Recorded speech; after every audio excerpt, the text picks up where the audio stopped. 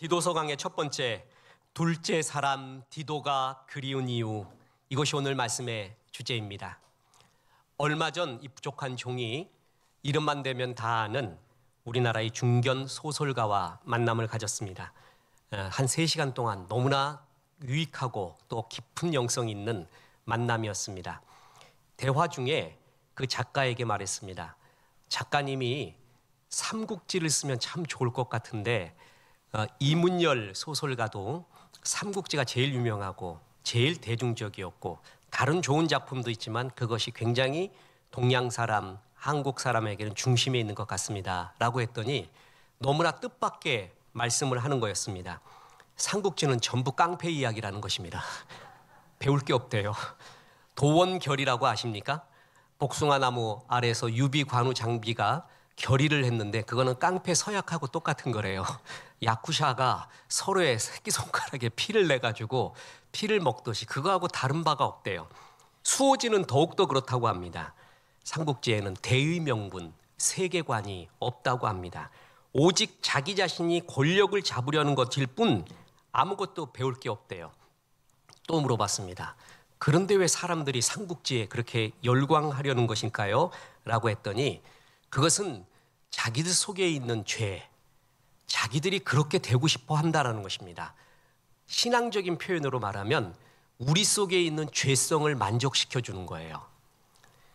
승부의 세계에서 질서와 규칙이 삼국지에는 없다고 합니다. 기만, 술수, 뒤통수 치기, 뒤에서 쏘기, 함정 파기 같은 무질서와 야비함이 전술로 등장하고 그거에서 이긴 사람이 결국 승리자가 되는데 사람들의 마음속에는 전부 그런 게 있다는 거예요. 그래서 그걸 보면 통쾌해한다는 것입니다. 그래서 배울 게 없습니다. 그래도 혹시 배울 게 있으면 누구겠습니까? 라고 했더니 그 작가님은 제갈공명 하나라고 했습니다. 그 사람은 세계관도 있고 대의명분도 있었다. 저는 말했습니다.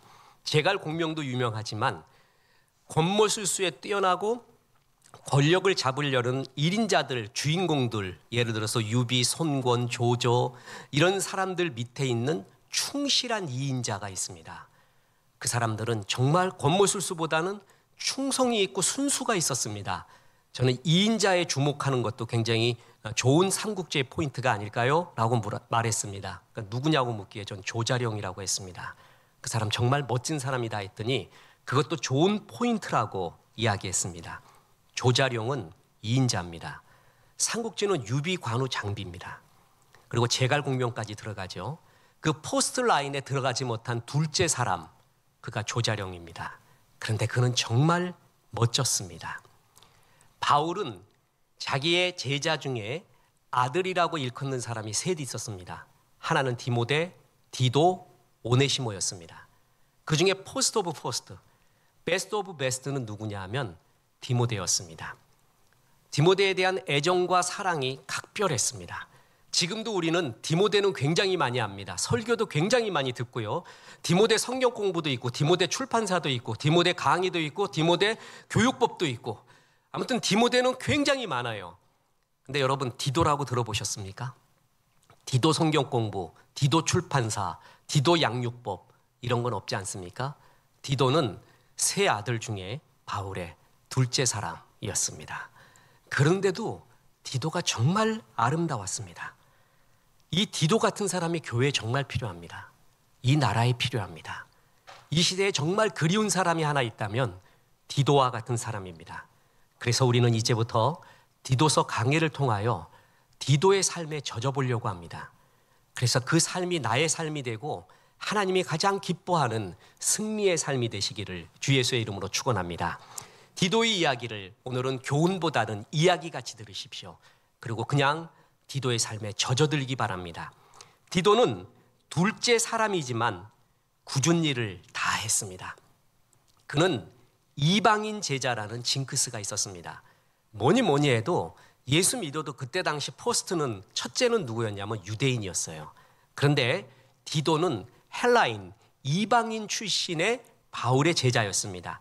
안디옥 출신 이방인으로서 젊은 나이에 그리스 철학과 시학을 배운 사람이었고 바울을 통해서 예수 믿게 되었고 후에 바울의 귀한 동역자가 된 사람이 디도였습니다. 그러니까 이방인 제자였다라는 것이죠. 여기서부터 벌써 출신이 둘째 사람입니다. AD 50년, 정확하게는 49년경에 사도행전에도 기록된 아주 귀중한 예루살렘 공의회가 열리게 됩니다. 그 예루살렘 공의회는 왜 열리냐 하면은 그때까지 예수 믿는 사람이 유대인 중에 많이 있었죠. 그런데 이제 이방인들이 예수를 믿게 되었어요. 그러니까 유대인들하고 이방인, 아무리 그리스도인이 되어도 충돌되고 혼돈되는 것이 너무나 많았습니다. 이방인들은 아브라함의 자손이 아니었습니다. 율법도 몰랐습니다. 할례도 행하지 않았습니다.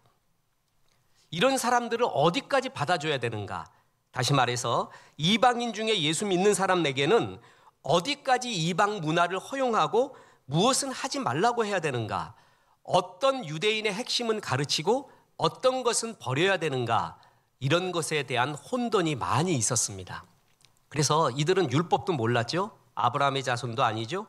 심지어는 일부 다쳐도 하고요.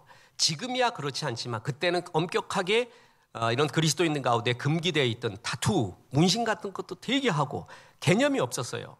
이런 사람들한테 어떻게 해야 되는가? 그래서 회의가 열린 것이 예루살렘 공의회입니다. 그 예루살렘 공의회에 바울은 바나바를 데리고 한 사람을 데리고 가는데 그 사람이 누구냐 하면 디도였습니다. 디도는 헬라인, 이방인 중에 예수를 믿은 사람이죠. 그러면서 바울이 하고 싶었던 말은 디도를 보라. 유대인 그리스도인이나 헬라인 그리스도인이나 별 다른 것이 없이 이렇게 신실한 종이 여기 있다. 우리 그런 거 구별하지 말자. 특별히 더 중요한 것이 뭐였냐 하면 할례의 문제였습니다. 유대인들은 할례는 생명과 같았습니다. 할례가 커버넌트, 언약이라는 말과 어원이 똑같습니다. 컬업, 자르는 것입니다. 그래서 할례를 행해야지만이 유대인이고 심지어는 유대인 그리스도인 중에서는 할례를 행하지 않으면 구원이 없다고 말할 정도까지였습니다. 그런데 바울은 디도에게 일부러 할례를 행하지 않습니다. 할례를 일부러 행하지 않고 디도를 그대로 데리고 가면서 이방인 중에도 이렇게 훌륭한 사역자가 있고 할례를 행하지 않아도 예수 그리스도의 십자가의 보혈의 은혜는 아무 상관없다라는 것을 증명, 그리고 그것을 나타내기 위해 디도를 데리고 갑니다. 자, 보세요. 갈라디아서 2장 1절에 14년 후에 내가 바나바와 함께 디도를 데리고 다시 예루살렘에 올라갔나니, 이게 바로 예루살렘 공의회에 간 거예요. 그리고 갈라디아서 2장 3절에 보면 그러나 나와 함께 있는 헬라인 디도까지도 억지로 할례를 받게 하지 아니하였으니, 만약에 할례가 구원의 필수적인 거잖아요. 그러면 이방인 그리스도인은 전부 할례 받게 하는 거예요. 그런데 일부러 행하지 않았어요. 그거 필수가 아니다라는 거예요. 구원에 있어서. 그래서 그 모든 구원의 핵심, 예수 그리스도의 십자가의 핵심을 같이 전하기 위해서 데리고 갔던 사람이 디도였습니다. 디도는 이렇게 이방인, 헬라인, 율법도 몰랐고 할례도 행하지 않고 아브라함의 자손도 아니었습니다. 둘째 사람이었지만 하나님의 일꾼된 사람이었습니다. 그런데 또 중요한 것이 있습니다. 그는 골치 아픈 고린도 교회의 일을 해결합니다. 고린도 교회는 말도 많고 탈도 많았던 교회입니다. 교인끼리 나눠서 편 나눠서 싸우고요, 우상 숭배도 하고 음란의 문제가 가득한 그런 도시 속에 있는 교회였기 때문에 그 문화가 고린도 교회에도 그대로 들어가게 되었습니다. 그래서 교회 안에 늘 시끄러운 일이 많았습니다. 게다가 큰일 났습니다. 바울 사도가 고린도 교회 교인들과 불신과 오해가 생겨버렸습니다. 고린도 교인들도 한 가닥 하는 사람이거든요. 바울은 두 가닥 하는 사람입니다. 애지간해서 숙이지 않습니다. 한판 쨍하고 붙어버린 것입니다. 그래서 이를 해결하기 위해 사도 바울은 고린도 교회에 편지를 써보내기도 하고요, 직접 방문도 했습니다. 그런데 하나가 양보도 하고 숙이고 웃고 이래야 되는데 그러지 않거든요. 서로 쨍쨍 마주쳐요. 그래서 더 복잡했습니다. 그래서 이 문제를 해결하기 위해서 보낸 사람이 있는데 그게 바로 수제자 디모데였습니다. 자, 보세요. 고린도전서 16장 10절에 디모데가 이르거든 너희는 조심하여 그로 두려움이 없이 너희 가운데 있게 하라. 이는 그도 나와 같이 주의 일에 힘쓰는 자임이라. 바울이 직접 가서 안 됐어요. 그래서 수제자 중에 수제자인 디모데를 보냅니다. 근데 어떻게 됐는지 아십니까? 디모데가 해결을 못합니다. 그래서 보낸 사람이 디도였습니다. 디도는 바울에게는 없는 따뜻한 사랑과 온유한 성품이 있었습니다. 부드러움이 있었습니다. 이 바울 사도가 아직 더 성화되지 못한 모습이 많이 있었나 봅니다. 그래서 막 부딪혔어요. 근데 디도는 참 부드러웠습니다. 성품도 좋고요. 그리고 아름다웠습니다.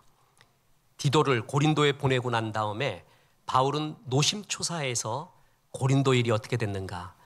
사도인 나와 고린도 교인들은 계속 불화하고 싸워야 되는가?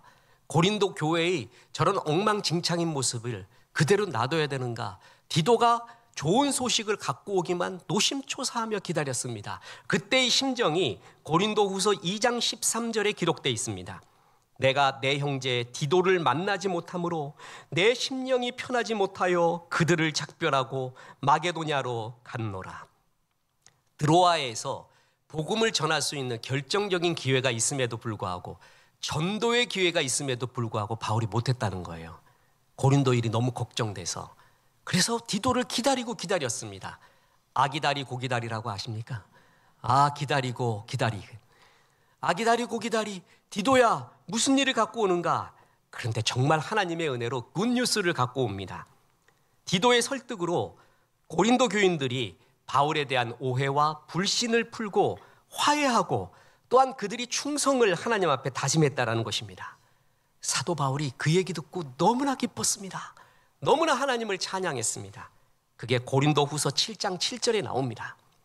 그가 온 것뿐 아니요 오직 그가 너희에게서 받은 그 위로로 위로하고 너희의 사모함과 애통함과 나를 위하여 열심히 있는 것을 우리에게 보고함으로 나를 더욱 기쁘게 하였느니라.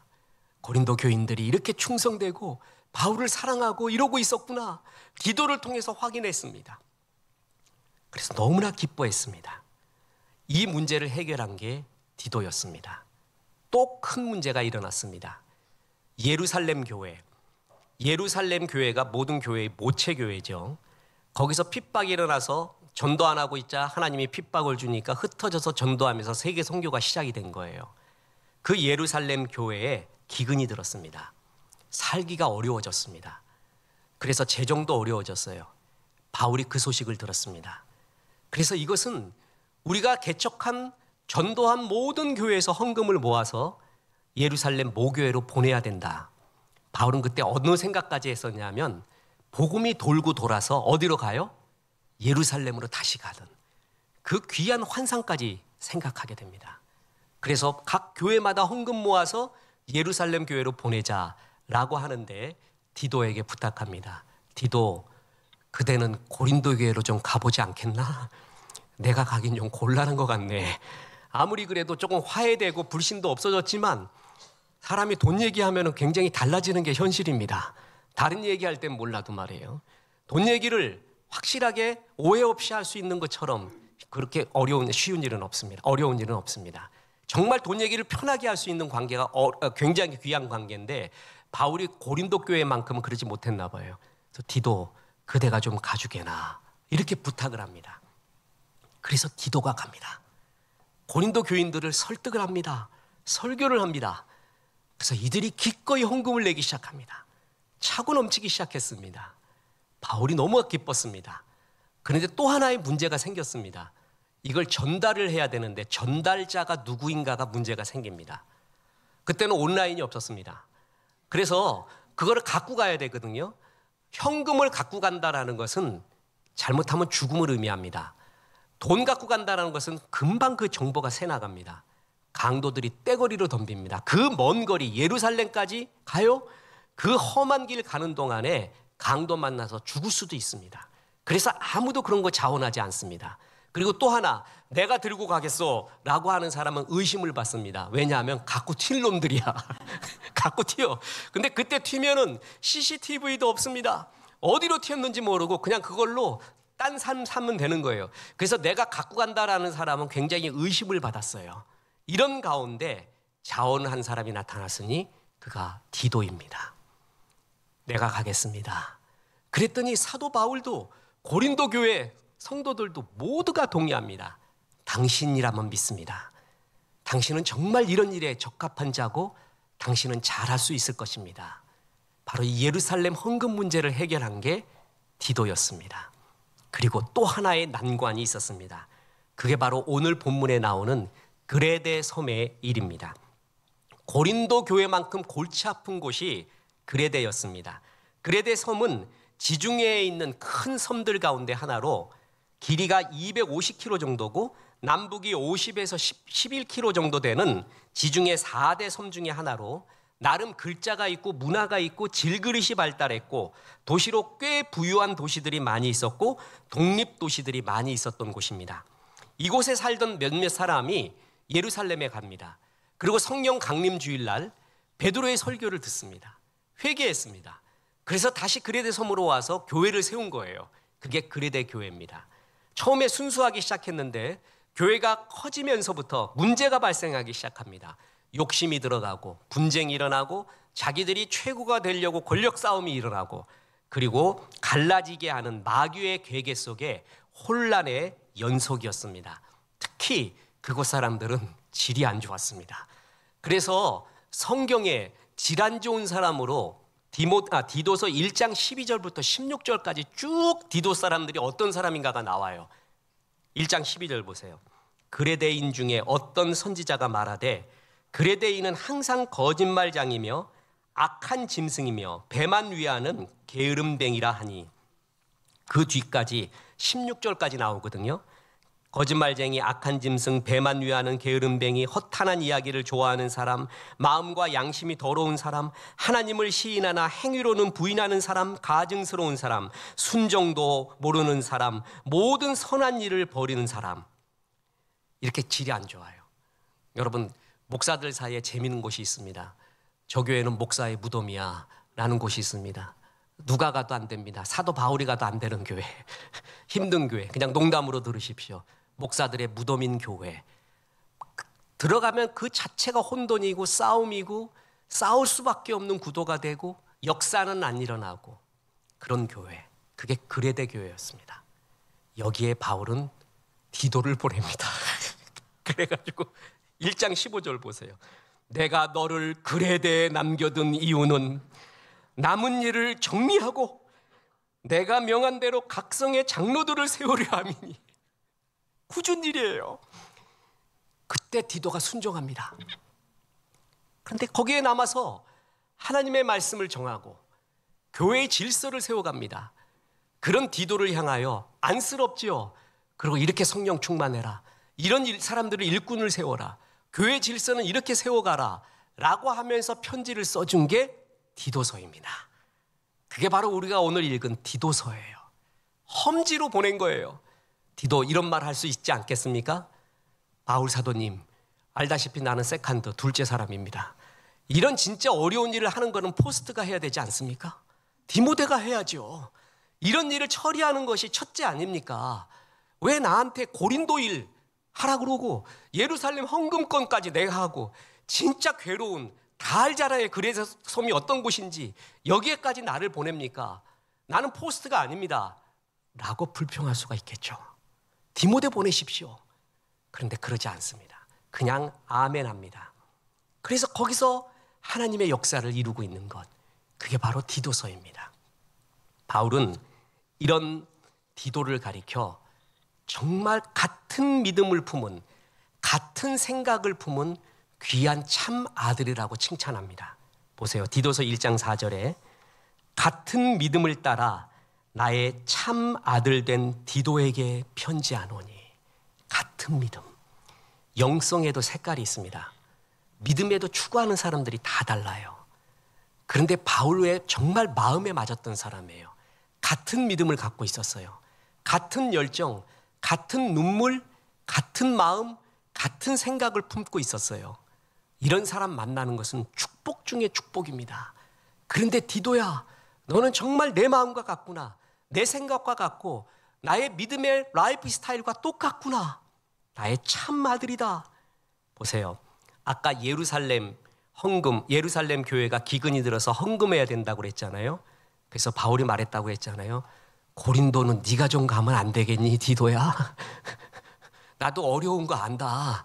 근데 네가 좀 가라. 그럴 때 왜 이런 어려운 일을 나한테 시킵니까? 특히 돈 문제에 걸려 있는 거 얼마나 어려운지 누구보다도 바울 사도 당신이 알잖아요. 디모데 보내세요, 디모데. 디모데 세 글자, 디도 난 두 글자. 나는 둘, 디모데는 하나 더 많잖아요. 글로 보내세요. 그러지 않고 뭐라 그랬냐면요, 고린도후서 8장 16에서 17절에 디도의 마음이 나옵니다. 보세요. 너희를 위하여 같은 간절함을 디도의 마음에게도 주시는 하나님께 감사하노니 그가 권함을 받고 더욱 간절함으로 자원하여 너희에게 나아갔고. 바울이 예루살렘 교회에 대한 안타까움이 있었어요. 눈물이 있었어요. 그런데 그 마음보다 더하게 그 간절함이 디도에게도 있는 걸 보고 내가 정말 눈물이 난다. 내가 디도한테 어려운 부탁을 했다. 고린도 교회 가서 헌금 좀 받아서 예루살렘 가자 그랬을 때 그는 한 소리도 않고 자원해서 갔다. 내가 가겠습니다. 그곳은 내가 가야 되는 곳입니다. 내 마음보다 더 간절함이 그에게 있었다. 어떻게 이런 사람이 있는가라고 고마워하는 게 바로 이 구절이에요. 정말 얼마나 큰 보물입니까? 그래서 고린도후서 8장 23절에 디도로 말하면 나의 동료요, 너희를 위한 나의 동력자요, 우리 형제들로 말하면 여러 교회의 사자들이요, 그리스도의 영광이니라. 정말 고맙다, 디도. 그는 굳은 일 해결사, 그것도 첫째가 아닌 둘째 사람으로서 이 굳은 일을 다 해결하는 사람, 그리고 불평 한마디 없었습니다. 바울에게는 에이스 사역자 디모데가 있었습니다. 심지어 바울은 디모데를 가리켜 아들이라고 4번이나 부릅니다. 디도는 거의 무명 사역자였습니다. 그런데 진짜 굳은 일의 해결사였고 변화를 일으키는 사람이었습니다. 바울은 중요한 일을 디모데에게 맡겨보았지만 디모데가 그 일을 처리하지 못합니다. 그랬을 때 디도에게 맡깁니다. 디도는 그 일을 깔끔하고 덕스럽고 은혜스럽게 해결합니다. 그리고 또 아무 불평도 아무런 내세우는 것도 없었습니다. 보세요. 베드로님 아시죠? 베드로, 야코보, 요한 12사도 중에 주님은 3명을 특별히 더 가장 결정적이 중요한 것을 위해 키웠습니다. 그런데 아마도 많은 성경학자들이 추측하는 것은 저는 맞다고 봅니다. 베드로 사도님과 요한 사도님이 조금 라이벌 의식이 있었나 봐요. 그 중에도 베드로 사도님이 더 그렇습니다. 그래서 물 위로 걸어오시는 주님을 요한이 먼저 발견합니다. 사랑하는 사람은 사랑하는 사람을 제일 먼저 봅니다. 그 음성을 듣습니다. 멀리서 소리도 금방 들어요. 그래서 주님이시다 그랬어요. 베드로가 한 코 먹은 거예요. 내가 먼저 발견했어야 되는데 요한이 먼저 발견했구나. 그래서 어떻게 해요? 달려가는 거는 먼저 합니다. 뒤도 안 보고 그냥 달려갑니다. 그리고 물에 빠져가잖아요. 이게 이런 약간의 어떤 라이벌 의식이 있었나 봐요. 특히 뭐가 있었냐면은 부활하신 예수님이 베드로와 반찬을 합니다. 물고기 구워 먹습니다. 그리고 베드로에 대해서 예언을 합니다. 네가 날 사랑하느냐라고 물어보고 난 다음에 너 베드로는 앞으로 이러이러한 삶으로 마치게 될 것이다. 그러면 아멘. 나에게 이런 사명 주셔서 감사합니다. 이래야 되는데 엉뚱하게 뭐라 그러냐면 그러면 요한은 어떻게 되나요? 그런 소리 하고 앉았어요. 그러니까 주님이 뭐라 그러냐면 요한이 어떻게 되건 너하고 무슨 상관이냐. 너는 내가 너에게 준 말씀에 아멘하고 따라라 그랬을 정도예요. 아니 부활하신 주님이 나타나서 사랑하고 용서하고 사명을 주시면 감동해서 아멘 해야 되는데 베드로가 그때 제일 먼저 튀어나온 게 요한은 어떻게 되느냐예요. 요한은 어떻게 되느냐. 베드로의 의식 속을 알겠습니까? 그런 라이벌 의식이 있었던 거예요. 그러니까 주님이 하도 답답해갖고 요한 그거를 어떻게 하든 너하고 무슨 상관이냐. 너는 나를 따르라. 너게 주신 말씀 갖고 너는 나를 따르라 할 정도였어요. 그런데 말해요. 디도는 디모데에게 그런 마음이 없었다는 얘기예요. 디모데에 대한 라이벌 의식, 둘째 사람으로서의 괴로움, 그런 걸 토로한 적이 없습니다. 그냥 받아들입니다. 그리고 정말 충성스럽게 살았습니다. 저는 바울에게 주신 하나님의 최고의 축복 2사람이 있다고 봅니다. 하나는 바나바입니다. 또 하나는 디도입니다. 이 2사람이 있었기에 바울은 사역을 할 수 있었습니다. 바나바의 자리를 바나바가 가지고 있었던 권위를 전부 바울에게 이양을 합니다. 그리고 바나바는 스스로 둘째 사람이 되어갑니다. 그리고 디도 같은 둘째 사람, 디모데도 아니었어요. 이 디도는 이름 없이 빚도 없이 가장 굳은 일을 앞장서서 합니다. 그리고 다 해결해 줍니다. 그리고 자신을 내세우지도 않습니다. 이런 사람이 정말 보물입니다. 이런 사람이 나라에 있어야 됩니다. 이런 사람이 교회에 있어야 됩니다. 모두가 첫째가 되려고 하고 첫째 아니면 삐지는 세상 가운데 이 디도 같은 사람, 이런 사람이 정말 그립고 이런 사람이 정말 보석 중에 보석이고 아름다운 주의 사람입니다. 다시 삼국지 얘기로 돌아가겠습니다. 삼국지는 두 가지 버전이 있습니다. 정사 삼국지와 소설인 삼국지 연의가 있습니다. 정사 삼국지는 진나라의 학자 진수가 편집한 것으로 팩트에 가깝습니다. 그런데 삼국지 연의라는 소설은 원명교체기에 나관중이라는 사람이 소설을 쓴 겁니다. 총나라 유비과로 장비를 중심으로 쓴 픽션 소설이죠. 저는 삼국지 정사와 삼국지 소설의 두 책을 다 비교해 봤습니다. 어마어마합니다. 정사에 없는 것이 얼마나 소설에 많이 각색이 되어 있는지 말도 안 되는 것도 너무나 많이 있습니다. 그중에 그래도 확실한 것은 유비는 도원결이 복숭아나무 아래서 이제 관우 장비와 결의를 맺죠. 그래서 핵심이 유비 관우 장비예요. 게다가 또 하나 출중한 인물이 들어옵니다. 그게 제갈공명입니다.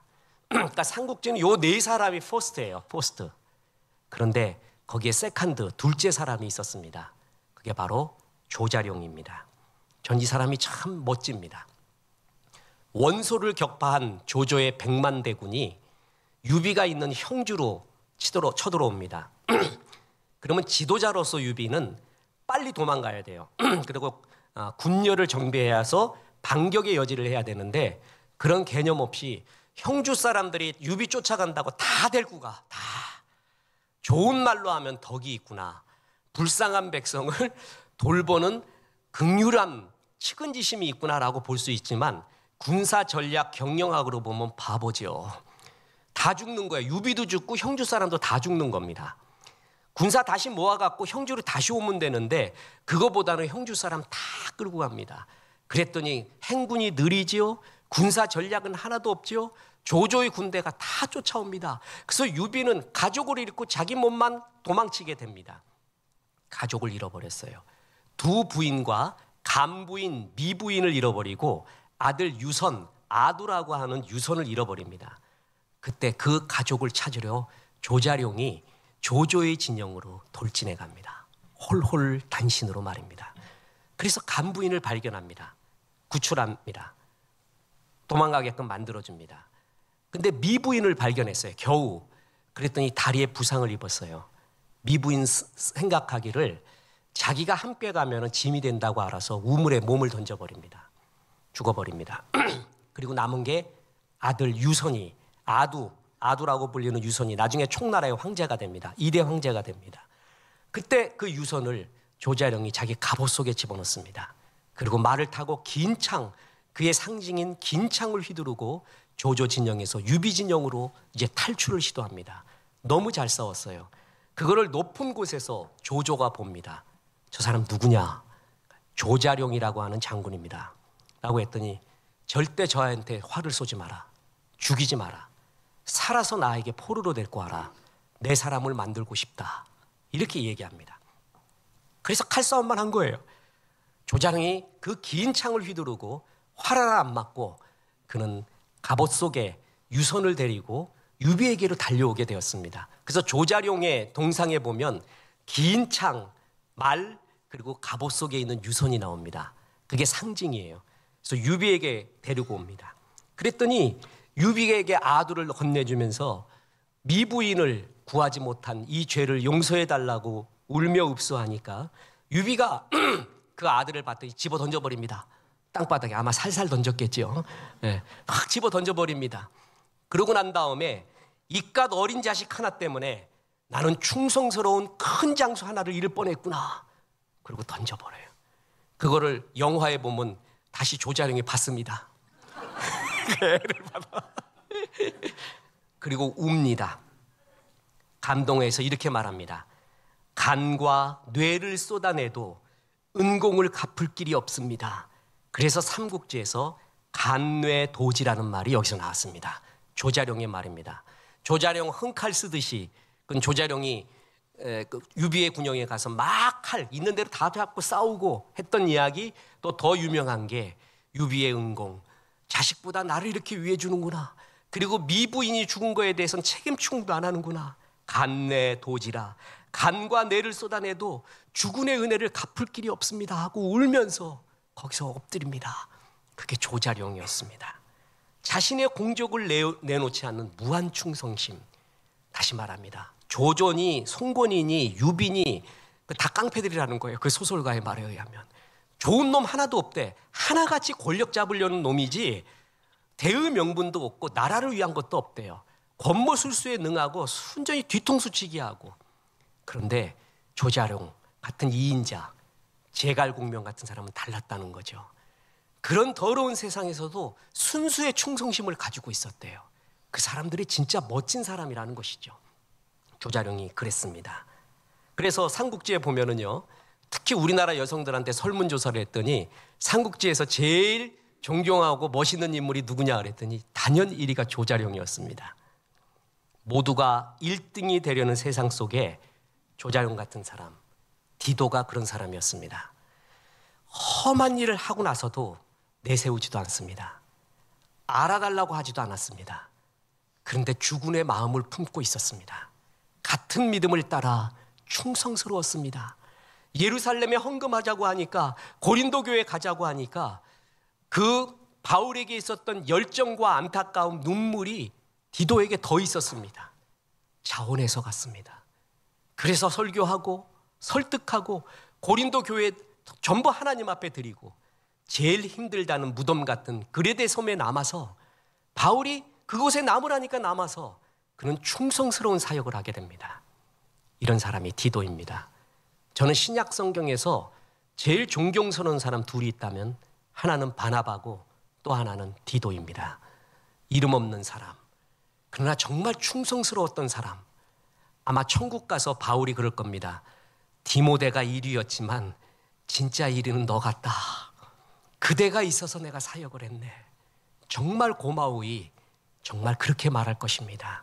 이런 디도 같은 사람, 선한 종들, 충성스러운 순수한 종들 되어서 한 번밖에 없는 인생, 주님 앞에 칭찬받고 사람을 사랑하고 복음 전하는 디도와 같은 종 되시기를 주 예수의 이름으로 축원합니다.